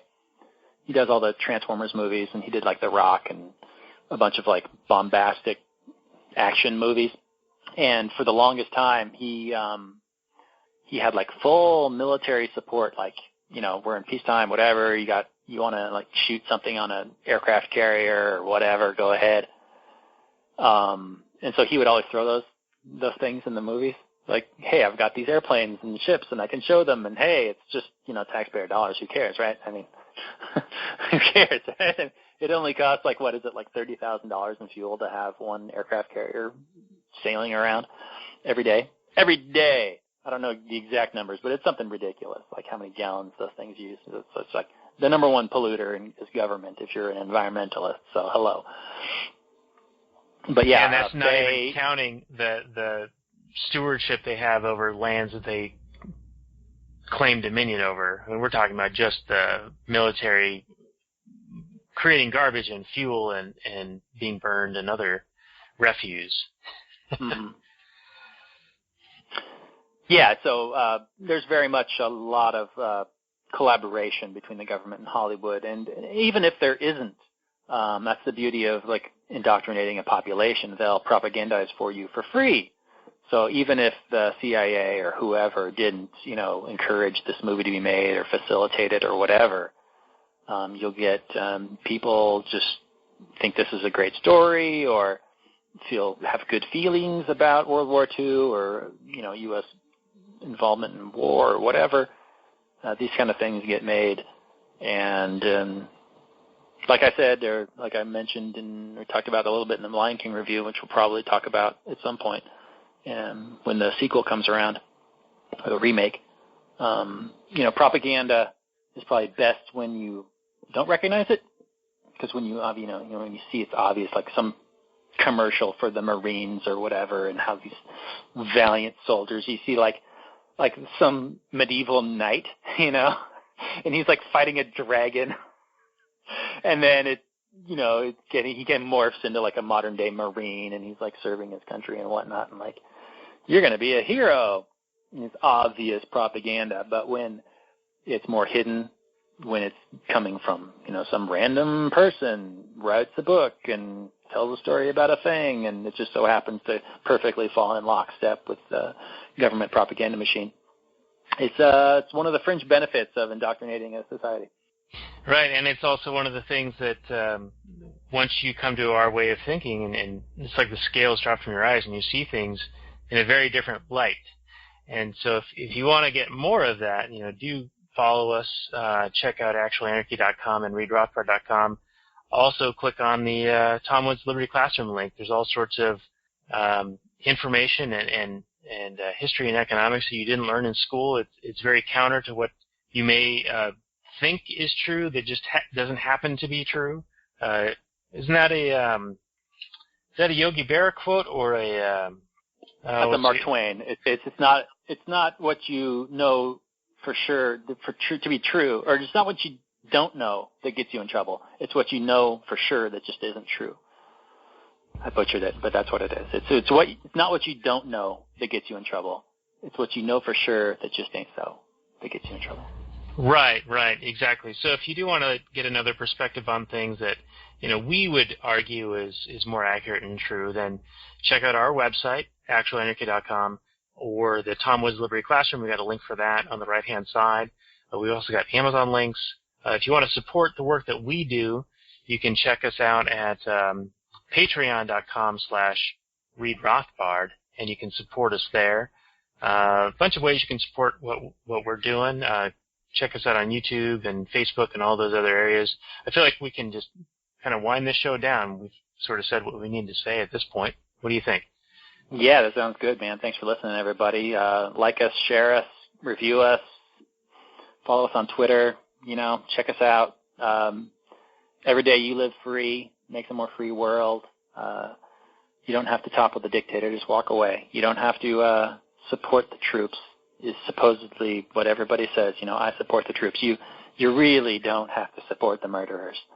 And I understand that they're, your young sons and daughters, so you feel like you have to support them, but you don't have to support everything they do. Yeah, and if you are one of the troops, look within yourself and decide if that's what you want to really be doing. Take a look. Yeah, even if you're not in some combat role, you are supporting the machine of death, and you gotta. I hate to keep talking about this, but because it's a long episode and we need to wrap this up. But I remember having a conversation with a friend of mine, and we were talking about all the war and the policing that the U.S. does all over the planet. And somebody wrote some book saying that, well, we do actually benefit economically. And that's like a really dumb argument because, yeah, of course, if you're raping and pillaging, all these places and taking their natural resources, I mean, there was a reason why the British had an incentive to violently dominate and cover the entire planet. Of course, empire has its benefits, as opposed to, it also comes at a cost. And you get blowback, and you get all these moral, violently dominating people probably has some sort of economic benefit. I'm not going to lie. It probably does on some level. But you will get a way better economic benefit from peaceful cooperation and voluntary exchange. So thanks for listening, everybody. Yeah, thank you for exchanging your time, for listening to us talk about Hacksaw Ridge. We hope that we didn't offend you too much, and we gave you at least something to think about. We will have copious number of show notes for this one at actualanarchy.com/24. And again, I thank you for joining us. My name is Daniel, and Robert, why don't you say goodnight to our friendly, funky, freedom-loving folk? Oh, my freedom babies. If you did take offense to anything we said today, let us know about it. That's great. Let's have a conversation about this episode, these things. These are huge, important issues in the world. Whether you think a war is justified or not, I'd love to hear about it. Because I've been convinced, and I'm sure most listeners of the show are convinced already, but maybe you're a new listener and you're just getting into these topics. And you think that, there are such things as moral wars. I would say, like Daniel said earlier, a defensive war where you're just wanting to secede. You're wanting to leave. You don't want to associate with these people anymore. It's justified. But if you did, let us hear know. Let us know about it. Get it to us on Twitter. Get to us on Facebook. It'd be great. And just have a good life. Take care of yourself. Take care of the people you love. And tell someone you love them. And have a good night.